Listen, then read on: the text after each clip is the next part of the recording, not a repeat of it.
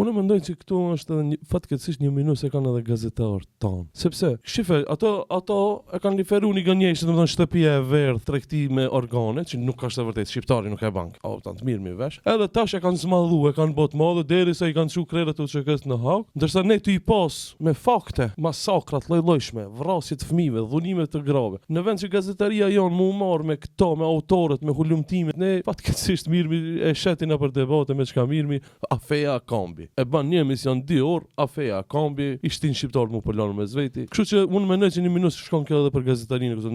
Duhet mu marr me krimet serbe që janë bë. E jo mu marr me çështje pa lidhje. Po unë besoj sidomos në këtë aspekt ka pas mundësi me organizuar edhe debate edhe me ndërkombëtar. Sidomos sepse ata që kanë dyshime ne kemi treguar që nuk i frikësohem gjykimit.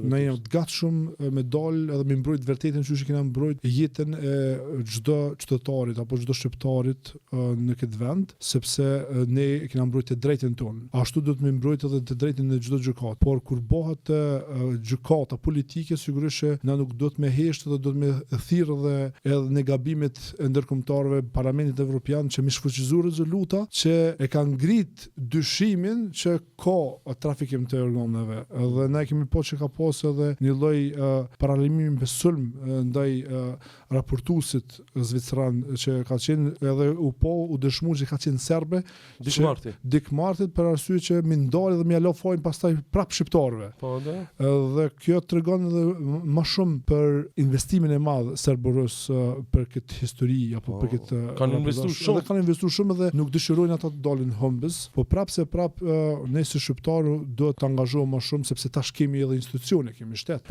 Dhe është fatkeqësi që shteti i Kosovës që nuk ka dalë në mbrojtje, fatkeqësisht sidomos kohët e fundit për mendimin tim, kur del Turqia në mbrojtje, që na e respektojmë shumë, edhe dalin edhe Shqipëria, po nuk del Kosova, një lloj garantuesi që ne i garantojmë që ata nuk do të largohen sepse vullnetarisht kanë shkuar atje më gjyku.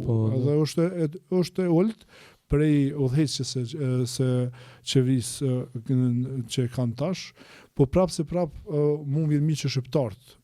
Populli në përgjithësi pishojnë të vërtetë dhe po mundohen simbolikisht dalin edhe në protesta dhe ne sigurisht që besojmë që do të hasim në mendjet e arsyeshme që ata të kenë edhe aksione edhe institucionale që me spori edhe me largu rezolutën në fjalë se është e dëmshme edhe për imazhin e Kosovës. Absolutisht.